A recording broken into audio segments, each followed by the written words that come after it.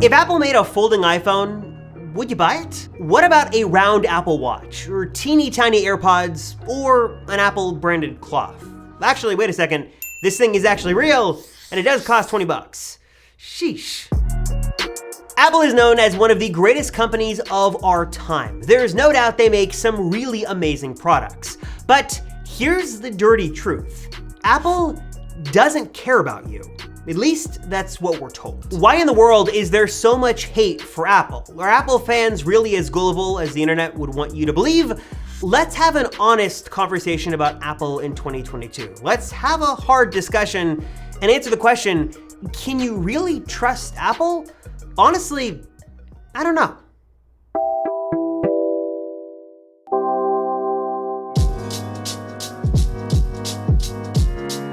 Many corners of the internet would have you believe that Apple fans are just mindless robots who love, buy, and worship anything with a shiny Apple logo on the back of it. And for whatever reason, there seems to be this palpable hatred for all things Apple that you don't really see for other companies, at least not in the tech world. And it's not just, I don't agree with Apple's decisions or I don't like their products.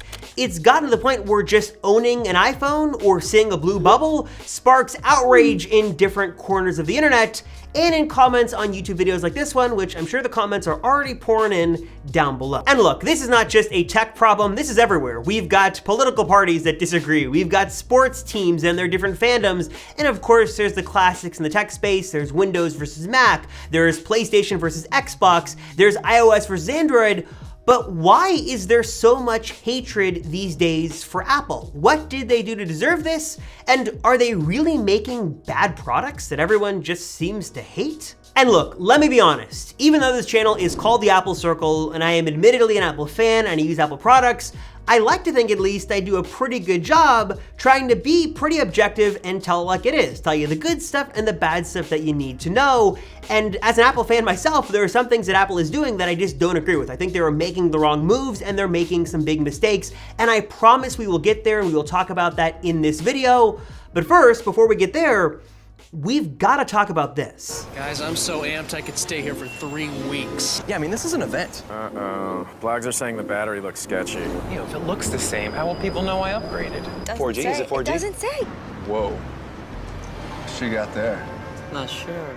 Lots of companies have taken jabs at Apple over the years, but I can't think of a campaign that has been more effective or more controversial than these ads from Samsung. Obviously, there's this rivalry between Apple and Samsung, and these ads are created as sort of a last-ditch effort to break that crystal clear reputation that Apple seemed to have in the tech space, and Samsung really wanted to prove that Apple wasn't always what they appeared to be, and that Samsung devices had their advantages, and they wanted to get that message right into the face of consumers and really, in their opinion, sort of tell it like it is. But as these ads went on, Samsung just sort of blatantly painted Apple as this company that was apathetic and really didn't care about its customers, and its customers were just devout Apple fanboys who would get, apparently, notch haircuts just because they apparently loved Apple so much.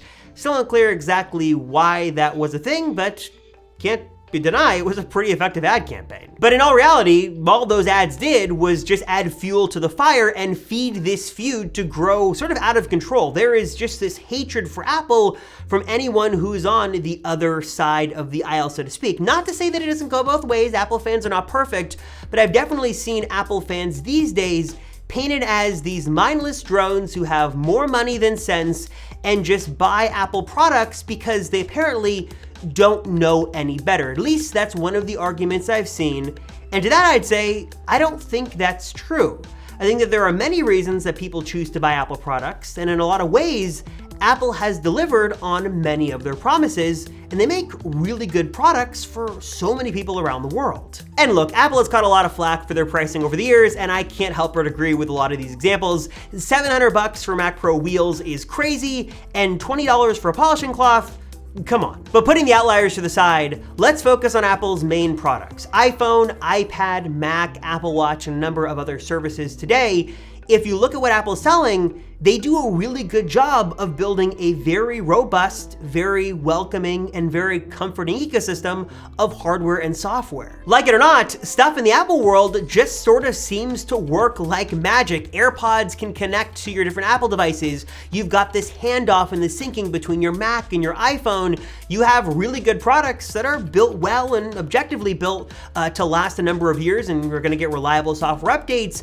Apple is doing a lot of things good, and even better these days, they're listening to their customers. They are bringing back ports, they are adding more features, they're allowing for more customization. A lot of people choose to buy Apple products not because they don't know the competition exists, but because that's how they choose to spend their money. They wanna be in the Apple ecosystem. They're okay being in the walled garden. They choose these products because they like the experience, they like the hardware, they like the software, and this is what they want. But on the other hand though, as an Apple fan myself, I can tell you truthfully that Apple is currently selling products at prices that I think are simply outrageous and are totally out of line. Like, in what world does $150 make sense for an Apple TV HD? Yes, it still works well, even with an 8-year-old processor inside, which is testament to Apple and their silicon prowess, but still, at that price point, there are so many better options that exist, including the Apple TV 4K, which is, I think, 20 or 30 bucks more. If this was knocked down to $99 or $75, it would make way more sense, but $150, in my opinion, is just crazy. The same goes for the Apple Watch Series 3, which in my opinion is an even worse offender. Apple has already publicly stated that the latest version of watchOS launching this fall will not support the Series 3, but Apple is still selling it today. It is still live on their site and in their stores for $200, even though Apple knows full well that once the fall comes and the latest version of watchOS comes out, this watch will no longer be supported and not getting any new features or getting these new latest updates. And look, we can disagree all day on what the iPhone 14 does have or what it doesn't have, and even I, as an Apple fan, am not thrilled with the design, but to look at things as objectively as possible, Apple has done a great job of building an ecosystem of devices that work together and have become a big preference for many people around the world. And even with the lackluster design and some of the missing features, I'll still choose the iPhone 14 over other phones because it checks the boxes for me. It is the phone I prefer, it has what I want, it's got the OS I want, and I don't think that we should be punishing people or calling them out because they buy what they like, if that sort of makes sense. But with that out of the way, one of the bigger points I want to make in this video is the idea of good guys and bad guys in the tech space. I think that some companies are definitely better than others. I think we can all agree Facebook is just a garbage company and Instagram is doing garbage things, and most of us can agree on that. But also at the same time, I don't think that we can say that Apple is this good guy company that's got your back, because at the end of the day, they are a company, they're selling you products, you are their customer, and I don't think they're really the good guy that they try to show off that they are. If you've watched any Apple presentation over the last 2 years or so, you might have noticed a very common theme. At Apple, we believe privacy. Privacy. And obviously, privacy is a good thing. Keeping users' information safe from the bad guys is great, and stopping this tracking is great. But my question is Apple really doing this from the kindness of their heart to protect you because they care about you? Or are they doing this because they've got nothing to lose and it just makes them look really, really good? For example, Apple's public fight with Facebook has paid dividends in goodwill for them. I feel like a lot of people are happy that Apple has taken on the evil Mark Zuckerberg and the Meta Facebook conglomerate, and Apple has our best interest at heart. At least that's what they say. But are they really trying to fight Facebook for the good of us? Or are they doing it again because it's good for them? By building these privacy measurements into place, not only does it make them look like they're the good guy securing their operating system and their devices, but they've got nothing to lose. They're not making their own algorithm. They don't have their own social network. They're rich enough that they don't have to collect this data and sell it to other companies. So really, by putting these privacy things into place, what have they got to lose? And it was recently just even reported a few days ago that Apple and Facebook were in talks a number of years ago to work together and partner up on an interesting business venture. Basically, the idea would be that Facebook was going to allow for a premium subscription offering that would remove ads, and Apple would take a cut of that business because this would be an in-app purchase that Apple is able to take a revenue cut from. Basically a win for Facebook and a win for Apple, but that didn't actually happen.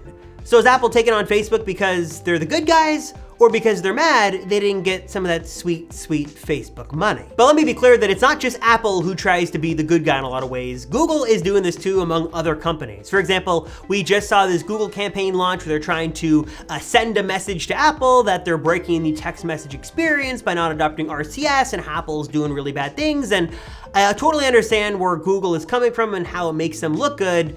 But again, Google's got nothing to lose with this fight. If Apple was to adopt RCS, it would break the Apple walled garden with iMessage and get more people to go to Android phones because text messages would work really well, which is one of the reasons why people stay with Apple.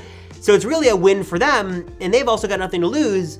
But at the same time, this campaign makes them look like the good guy. They're taking on Apple. They're taking on the dirty, rotten, evil Apple that wants to break text messages, and you guys sort of get what I'm saying. And to play devil's advocate for just a second here, I don't want this to be completely negative against Apple because, again, objectively speaking, Apple has delivered on a lot of these promises. Whatever the intention was for them to do the security stuff, they have followed through. They have implemented this app tracking transparency features and these nutrition labels, report cards, whatever it is.